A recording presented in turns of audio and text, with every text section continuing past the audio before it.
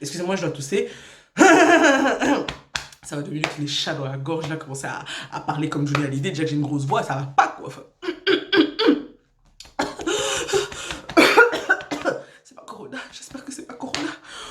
Bref.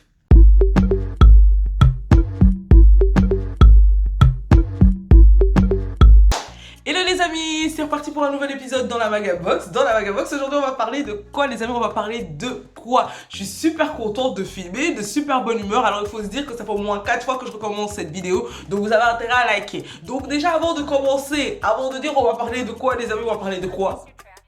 Tu stoppes la vidéo, tu t'abonnes, tu likes, tu actives ton alarme pour les futures vidéos à venir. Et on commence ce nouvel épisode. I'm so excited. Aujourd'hui, on va parler de quoi? On va parler de quoi, les petits loups? Premièrement, je voulais vous dire vraiment merci. Bon, merci, on fait pas de millions, hein, mais merci aux personnes qui commencent à s'activer sur Instagram et qui participent de plus en plus en fait à mes sondages, les multiples vidéos que je poste. En tout cas, vous interagissez super bien et ça me fait chaud au cœur quoi, parce que tout simplement à un moment je pensais que c'était une réunion familiale sur Instagram depuis que je faisais des sondages et que j'avais les réponses de mes proches que je connaissais by the way. Donc j'étais là en mode bon, c'est pour faire des sondages pour les moutons et pour l'herbe sèche, ça sert à rien. Et donc franchement je vois que vous êtes vraiment de plus en plus à intervenir. Et ça me fait vraiment chaud au cœur. Notamment, j'ai eu vraiment de très bons retours avec le dernier sondage que je vous ai balancé il y a de ça une petite dizaine de jours là. Sur les films afro-américains, ben voilà, faut savoir que je le fais pas de manière hebdomadaire parce que ça demande vraiment beaucoup de boulot. Franchement, vous m'avez violé mon week-end là, vous avez violé mes 4 jours, donc j'en pouvais plus. J'ai même pas fait sur une semaine, je l'ai fait sur 4 jours là, le dernier quiz, parce que j'en pouvais vraiment plus. Et ça a super bien fonctionné. J'ai eu vraiment de très bons retours. J'ai vu que vous avez appris, que vous avez kiffé en tout cas ce genre de contenu. Et je me suis dit, je peux me chauffer à tout moment et lancer petite vidéo de la Magabox. Hein. Et voilà ce qui m'amène du coup à vous présenter ce nouvel épisode, cette nouvelle aventure dans la Magabox qui va s'appeler le Watch and Learn dans la Magabox. Et donc voilà, Watch and Learn, ce sera quoi? Ce sera un petit épisode, un épisode chaque semaine qui présentera du coup la carrière, la vie. On fera de long en large, en tout cas on essaiera de faire toutes les étapes en tout cas de la carrière d'une personnalité publique, d'une personnalité, d'un acteur afro-américain. Ça nous permettra du coup de se faire des petits listings de films, de se remémorer quelques petits souvenirs, voilà, quelques acteurs qu'on a peut-être oubliés.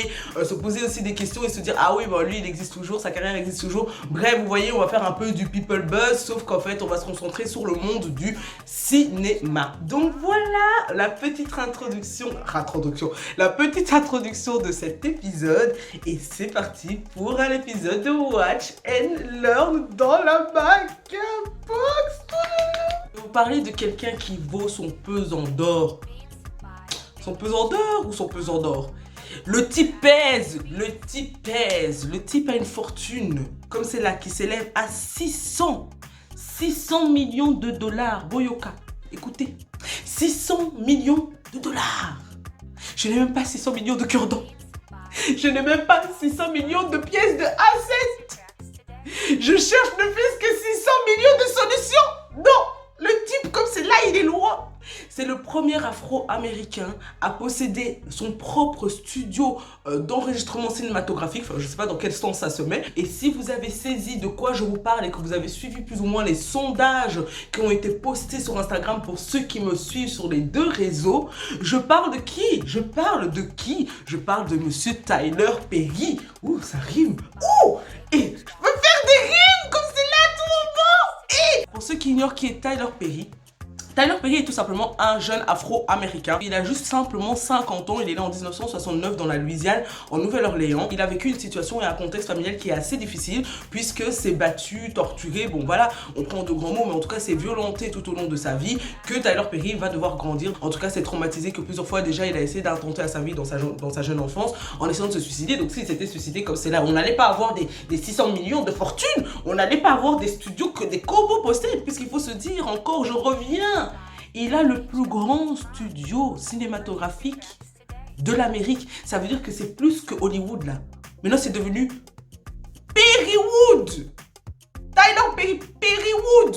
Il faut appeler même ça Perrywood. Au niveau de sa carrière, donc il faut savoir que vers 1990, enfin, entre 1990 et 2000, Tonton Perry donc a pris les économies, c'était quelqu'un de très économe, voilà, et en fait il arrivait du coup à pouvoir amasser pas mal d'argent pour pouvoir produire sa première scène qui était en fait I Know I've Been Changed. Bien évidemment, bah voilà, comme au début, hein, comme moi quand je lance mes sondages, bah, il y avait personne, il était face à 40 personnes, enfin face à quelques personnes en tout cas, pas assez d'audience pour pouvoir répondre du coup à ses attentes, répondre à ses attentes aussi économiques, et donc c'est un flop. Plus tard, en 1999, il reviendra et reproduira du coup, enfin refera encore du coup le possible pour pouvoir performer avec I Know I've Been Changed, qui fonctionne super bien, qui répond du coup à l'audience de Tyler Perry et qui lui permet en fait de se propulser. C'est un peu plus tard que du coup dans cette même période il produira une 13aine de pièces de théâtre et qu'il introduira du coup son personnage fictif favori et qui a fait un peu sa carrière et ses critiques malheureusement, Madea grand-mère justicière. Alors il faut savoir que Madea grand-mère justicière c'est un peu le mélange de Professeur Folding et de Big Mama, c'est à dire que c'est un mélange assez très spécial où c'est le mélange grossier d'une mamie qui a des guns, qui fume, qui a la Bible en même temps de l'autre côté et qui résout en fait les problèmes. Donc c'était un peu l'image qu'il avait de la grand-mère justicière qui pouvait en fait résoudre tout. Il a toujours été très indépendant, donc du coup il lance et produit son premier film de Madea grand-mère justicière qui s'appelait I think c'est quoi, A Diary of a Mad Black Woman, something like that. Donc le journal d'une grand-mère tarée quoi, d'une grand-mère starbée. Il faut savoir qu'en fait il avait l'habitude du coup d'incarner ce grand personnage qu'il avait lui-même imaginé et du coup bah voilà, ça fera parler de lui. Bien évidemment c'est très stéréotypé mais ça lui permet en fait de s'introduire et de gagner la communauté afro-américaine puisqu'évidemment c'était un film qui s'adressait principalement à la communauté africaine. 2006 il sortira Daddy's Little Girl en collaboration avec Idris Elba. Il faut savoir que vraiment je vous ferai un peu plus tard une liste exhaustive, plus ou moins exhaustive ça veut dire quoi, bon une liste plus ou moins de tous les artistes avec qui il a collaboré et vous verrez qu'il y en a vraiment beaucoup des acteurs qu'on connaît et avec qui Tyler Perry a grandement collaboré et c'est ça aussi ce qui fait la force de Tyler Perry, c'est cette façon qu'il a de réunir autant d'artistes, un panel d'artistes aussi extraordinaires autour de lui, extraordinaire ou pas parce que je reviendrai encore avec mes critiques. Mais bon, continuons. Donc en 2017 pardon, il sort un film qui s'appelle Why I Did Get Married avec Janet Jackson et Jill Scott. Donc pourquoi je me suis mariée, qui est un des films que je like d'ailleurs, je mets pouce bleu d'ailleurs sur ce film. Et il continuera comme ça en fait, à perpétuation, il continue, je sais pas si c'était à perpétuation, mais il va continuer à lancer des films et ça va vraiment fonctionner. Et je sais pas si vous vous souvenez, pour ceux qui me regardent, mais à un moment entre 2010 et 2013, on a eu un... Comment ça s'appelle? On a eu un push en fait de plein de films afro-américains qui sortaient. Je pense que c'est à cette même période qu'on parle de Think Like Men, qu'on parle de tous ces films. C'était vraiment the moment quoi. Et Tyler Perry faisait partie justement de ces personnes qui avaient compris en fait qu'il fallait prendre ce passage et qui étaient en train de mener carrément le wagon quoi, le wagon principal. J'essaie de faire des théories, des comparaisons, des métaphores, vous voyez. On essaye un peu d'être professionnel quoi. En ce qui concerne du coup la continuité de ses activités, il sortira au moins tous les 6 mois, franchement on n'aura même pas une attente de 6 à 10 mois, un nouveau film, un nouveau projet. Comme je vous ai dit, c'est une boîte ambulante de projets qui se lance en pagaille. On va pas se douter au final que tu ne connaisses ou pas son nom. Quand je te montre son visage, tu l'as déjà vu, que ça soit en tant qu'acteur, que ça soit en tant que réalisateur, scénariste. C'est des gens, c'est quelqu'un qui a été impliqué dans beaucoup de choses, notamment il a été impliqué dans le film Precious, il a été aussi acteur dans Gone Girl, donc un film avec Ben Affleck où tout simplement il joue l'acteur où il a un rôle de merde, mais pour vous dire qu'on commence à l'introduire même dans le monde des grands pour que tout le monde puisse avoir l'habitude de voir son visage, notamment dans Alex Cross où il joue un peu le sort de James Bond raté. Pour vous dire, il a fait vraiment un panel de trucs. Donc aussi, je commence à faire vraiment une liste exhaustive, même si je ne sais toujours pas ce que veut dire ce mot, une liste exhaustive de tous ces trucs. On n'en sort pas en fait, on sort pas de l'auberge. Donc bien évidemment, tout le monde n'aime pas du coup le travail de Tyler Perry et il se confronte justement à la montée de la célébrité, aux critiques des personnes extérieures de ses compères de travail et bien évidemment ça amène du coup du buzz, du mauvais buzz aussi, mais ça amène à se poser des questions et ça amène quelques petits soucis en grande surface pour Tyler Perry. Alors je vous explique. Il faut savoir que Tyler Perry met souvent dans ses films à l'honneur la femme, Donc la femme est carrément au centre de tous ses films. Il met souvent du coup à l'honneur tous les problèmes qui peuvent toucher la femme et la condition de la femme afro-américaine. Sauf qu'en fait, il prend ses propres expériences et les expériences qu'il a vécues indirectement autour de lui, dans son contexte familial ou dans son contexte social. Le souci qui se passe, c'est que Tyler Perry, du coup, on a l'impression qu'il reflète en fait une sorte de personne en fait qui a la science infuse de toutes les expériences négatives ou positives qu'un afro-américain, qu'un afro-descendant, aussi bien femme ou homme, aurait pu vivre, et aussi enfant, puisqu'il prend toujours en fait du coup son expérience pour pouvoir écrire ses scénarios, et malheureusement il ne fait appel à aucun lecteur extérieur et à aucune collaboration extérieure. Vers 2011, Spike Lee est interrogé et Spike Lee dira de Tyler Perry, en tout cas de ses productions de films, notamment en parlant de Madea Grand-mère justicière. Pour lui, c'est clairement péjoratif pour la communauté afro-américaine, qu'au final il n'y a rien de valorisant derrière le personnage de Madea Grand-mère justicière, et que contrairement à ça,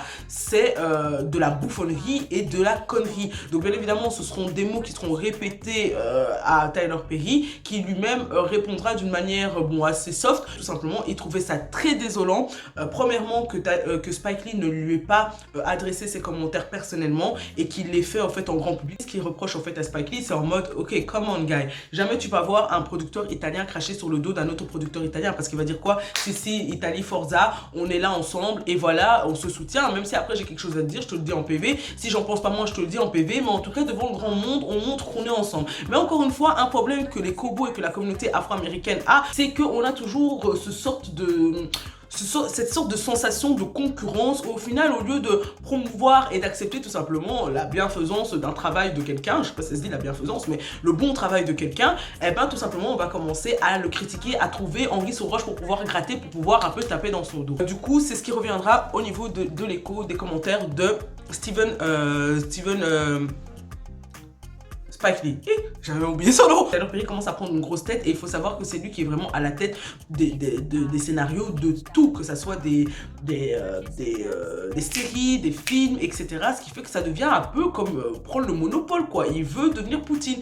Pardon Jésus. On va pas citer des Poutines qu'on va venir me mettre les kalachnikovs sur le cerveau. Jésus. Il veut devenir des petits tyrannos, quoi. Il veut devenir un petit tyrannos, quoi. Et c'est vraiment ça qui commence à se passer dans la carrière de Tyler Perry. Alors, bien évidemment, je parle d'écrivains, je parle de Spike Lee qui sont en train de se plaindre. Il faut se dire que tous les afro-féministes aussi se plaignent, et toujours dans le même contexte, voilà, valorisation de la femme, qu'il y a ce stéréotype aussi de la femme, et surtout qu'en plus, il faut se dire qu'autour de Tyler Perry, aucune écrivaine femme n'est autour de lui. Donc il n'y a pas d'afro-descendante, d'afro-américaine qui épaule Tyler Perry pour permettre d'avoir justement cette vision de la femme. Et bien évidemment, Tyler Perry veut garder le monopole et ne veut pas faire au final de contrat d'union qui permettent en fait à d'autres écrivains d'être aussi valorisés. Et c'est notamment ce que un des producteurs de Moesha, je sais pas si vous vous souvenez de Moesha, une série avec Brandy, lui reprochera, puisqu'il dira que tout simplement il y avait une mise en scène, il y avait des mauvaises ententes, et il y avait aussi ce côté très têtu de Tyler Perry de ne pas vouloir faire de contrat avec les personnes avec qui il travaillait, au point de les renvoyer ou tout simplement les remplacer, en disant que son travail allait être fait beaucoup plus rapidement, puisque Tyler Perry à un moment dira même dans un des passages que je vais essayer de vous remettre, que de toute façon lui, son travail il peut le faire en 2 semaines, contrairement à d'autres personnes qui, s'il engageait, prendraient 1 mois pour faire ce travail. En fait, ce qui le rythme, c'est de se dire, je suis l'offre, vous n'avez d'offre nulle part, donc que vous le vouliez ou non, vous allez en fait jouer ce que je vous dis, et vous allez prendre ce que je vous donne, puisque tout simplement il se dit quoi? Voilà, moi je réponds à une certaine demande qu'il n'y avait pas. Je comprends bien peut-être que vous êtes en train de parler de stéréotypes, mais en attendant, moi je continue avec ma production et je continue à gagner des millions. Donc comme c'est là, ça veut dire que j'ai quand même un public qui est OP à regarder ce que je suis en train de produire et à accepter ce que je suis en train de produire. Donc vous et vos critiques, c'est bien, mais vous n'avez qu'à aller vers d'autres personnes qui seront aptes en fait à recevoir vos critiques, qui seront aptes en fait à travailler avec vous, parce que moi je ne travaillerai pas sur ça, moi je ne ferai pas de concessions, et ça c'est quelque chose de très négatif, et je pense qu'il va peut-être coûter les relations qu'il a avec certaines personnes, puisque au final même des acteurs qu'il a mis en avant pourrait aussi se poser des questions en se disant ok c'est bien je joue toujours des rôles chez toi mais à un moment j'en ai marre de jouer la noire écervelée qui est toujours trompée, j'en ai marre de jouer la noire mamie qui est toujours seule sans mari, enfin vous voyez il y a tout ce côté au final où même les acteurs qu'on revoit de plus en plus quand vous voulez jouent plus ou moins aussi le même rôle, donc même pour eux c'est aussi une cristallisation de leur rôle parce que ça leur permet pas non plus d'évoluer, mais il y a lieu de reconnaître quand même que Tyler Perry a réussi là où très peu de personnes ont réussi. Bref, en ce qui concerne un peu sa carrière et la personne qu'il est, je pense que vous avez saisi qu'il était, bon bien évidemment il y a aussi des critiques positives mais je ne reviendrai pas sur ça parce que voilà, vous avez bien, en tout cas en tant qu'afrodescendant si vous me regardez, vous imaginez bien les critiques positives qu'il peut avoir, c'est well done, félicitations, bah, continue comme ça, pouce en l'air. En ce qui concerne du coup les films que je n'aime pas, je mettrai clairement en fait tous les Madeleine la grand-mère justicière parce que je rejoins totalement Spike Lee et je rejoins totalement toutes ces afro-féministes, etc. Tout ce que vous voulez, c'est que c'est un trop. En fait c'est un trop redondant, c'est comme Big Mama, ben voilà ils sont arrêtés à 3, ben si on avait eu ça avec Big Mama on serait en train de vomir une soupe en fait, vous voyez. Et ben c'est exactement pareil en fait. Moi je serais une grand-mère gangsta, mais c'est pas pour autant que je vais rentrer dans le stéréotype entre guillemets de la grand-mère gangsta partout et je ne serai certainement pas une Madea, Seigneur Jésus-Christ pourvu que je continue à faire des abdos pour garder la ligne parce que ça ne va pas. Ensuite comme deuxième film que j'ai pas trop kiffé, je vais vous parler d'un film beaucoup plus récent. Même s'il y a toujours des critiques positives ou négatives à faire dans tous ces films, mais je veux dire vraiment les gros chocs entre guillemets qui m'ont marqué. Et bah, moi je trouve que justement le Fall of Grace ou Grace of Fall, je ne sais jamais c'est lequel des deux, on a l'actrice principale, donc la victime, la Coco qui elle joue très très bien, mais l'avocate qui est censée défendre le game, donc je vous spoil pas mais bon voilà c'est dans le synopsis, l'avocate à la petite Jeunette qui est dans le film, elle est à chier du caca, elle est à chier vraiment, à chier la diarrhée, elle est à chier vraiment, à chier de l'eau, elle est vraiment nullasse, nullissotrace, nulle. Je n'ai jamais vu ça de ma vie. Et voilà. Et ça, c'est un exemple, en fait, du coup, de Tyler Perry qui, à force de vouloir mettre tout le monde en avant, met aussi n'importe qui. Et clairement, moi, c'est ce genre de persona, comme la métisse là, que je vous parlais sur les réseaux, je vais vous la mettre. Mais pour ceux qui me suivent aussi sur Instagram, vous savez très bien de qui je parle, celle que je n'aime pas du tout, là, que je trouve qu'il joue aussi comme un pied amputé. Eh ben, franchement, ces deux actrices-là, il faut vraiment arrêter votre carrière, en fait. Il faut arrêter. Et clairement, en fait, quand tu vois, en fait, que le jeu d'acteur est mal joué, ça te démange, en fait. Ça te gratte les cheveux, ça te gratte la peau. Ça t'irrite, en fait, de devoir regarder ce genre de film. Bon, clairement, moi qui suis-je pour juger, hein, bon, quoique, je me vois très bien jouer un bon petit rôle, quoique avec mon accent belge, je ne vais pas aller très loin. Mais, voilà, quoi. Elle a été vraiment à chier. Et ça, je tenais clairement à le dire. Bon, en ce qui concerne, du coup, les vidéos que j'aime, les films de Tyler Perry que j'apprécie, je mettrais premièrement Pourquoi je me suis mariée, donc Why I Did Get Married, parce que c'est un des premiers films qui m'a fait connaître Tyler Perry. Faut savoir que voilà, moi quand je kiffe un film, du coup je veux regarder les acteurs, donc je follow tous les acteurs et en même temps bah, du coup je m'intéressais aux producteurs. C'est comme ça que moi personnellement j'ai connu Tyler Perry et qu'à chaque fois qu'il sortait un film, bah, en checkant toujours ce que Tyler Perry faisait dans les news, bah, je savais ce qui sortait au niveau des films, les derniers films afro-américains, et surtout que moi je suis une folle de streaming depuis très très jeune, donc voilà, j'ai apprécié à découvrir des acteurs comme Angela, celle qui joue Angela dedans, donc je vous mettrai sa photo juste à côté, et voilà, et Janet Jackson que bon voilà je tolérerais de Spy, qui dans son rôle, bon voilà, je trouve que son jeu d'acteur est toujours middle, mais bon c'est déjà mieux que certaines personnes, mais je trouve que c'était vraiment pas mal, c'était un très bon film. J'ai apprécié le concept et clairement franchement j'ai apprécié, même si après bon on a Jill Scott aussi qui joue un rôle très pathétique de femme obèse. Enfin, très pathétique, très triste, pas pathétique, c'est vrai que je voulais, c'est pas ce que je voulais dire, et pardon, mais qui joue la femme du coup épeurée avec un film complètement stupide. En fait, des fois, les caricatures que Perry prend sont assez très opposées en fait. Vous voyez, il n'y a pas de juste milieu, c'est-à-dire que quand le gars est mauvais, quoi. Ensuite, en deuxième, je mettrais... Qu'est-ce que je mettrais ? Donc voilà ma petite conclusion sur Tyler Perry. J'espère que ça vous aura plu et que vous aurez beaucoup appris sur Tyler Perry, pour ceux qui ignoraient qui il était. Donc voilà, c'est quand même une grosse personne, il faut se dire quand même qu'il a 50 ans, qu'il a réussi quand même à faire là où très peu de personnes ont réussi, et que clairement c'est un exemple à prendre, mais comme je vous ai dit, le premier arrivé n'est pas spécialement le meilleur à imiter. En attendant, c'est quand même un très gros personnage à introduire dans le monde afro-américain du divertissement et du cinéma, parce que au-delà du fait que ça soit pas spécialement un grand acteur. On ne parle pas d'un Samuel Jackson, mais il n'empêche qu'il a œuvré et qu'il a fait beaucoup pour les acteurs afro-américains, et donc ça en reste quand même une personne très intéressante à présenter pour ce premier épisode de Watch and Learn dans la Magabox. Donc j'espère que ça vous a vraiment plu. Je vous laisse là parce que vraiment je suis fatiguée de parler, ça a été super long. Je vous invite en fait à laisser tous vos petits commentaires positifs ou négatifs. De toute façon, il fallait bien que les mocages arrivent quelque part à la fin, au début, au milieu, mais ça arrive à la fin. De toute façon, je trierai chap ce que je ne veux pas et ce que je prends. Mais bon, je ne suis pas du style comme ça, franchement. Je prends les bonnes critiques et les mauvaises critiques. J'espère que c'était pas trop long. Laissez vos commentaires, laissez vos pouces bleus si vous avez liké, si vous avez kiffé la vidéo, et je vous invite bien évidemment à partager, à vous abonner du coup sur Instagram où il y aura beaucoup plus du coup de sondages en ce qui concerne du coup Watch and Learn, parce qu'il faut bien en faire une rubrique avant d'introduire un nouveau personnage la semaine prochaine. Et on se dit rendez-vous pour un prochain épisode dans la Magabox. La grosse bise les amis, bon confinement à tous, demi-confinement puisque en fait on est en déconfinement, donc bon déconfinement à tous et la grosse bise. On se dit quoi? Ciao ciao.